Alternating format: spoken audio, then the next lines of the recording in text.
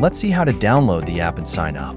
Move to your mobile device and download the Timozia app. You can download it from the Play Store, App Store, or directly from our website.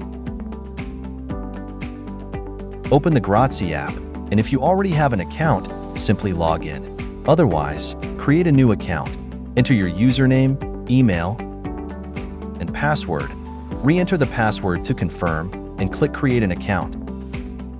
Now you are ready to use the app. Let's see how to print a label from the app. Go to the Label Print section. Here, you can use a model label, as there are many available, or create a custom label. Let's create a label. Write your desired text, and you can also add stickers or emojis.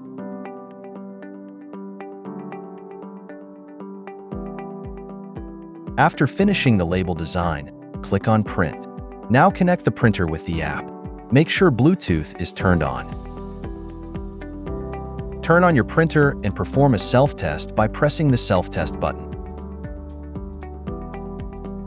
Search for the printer in the app and select the name that matches the MAC address.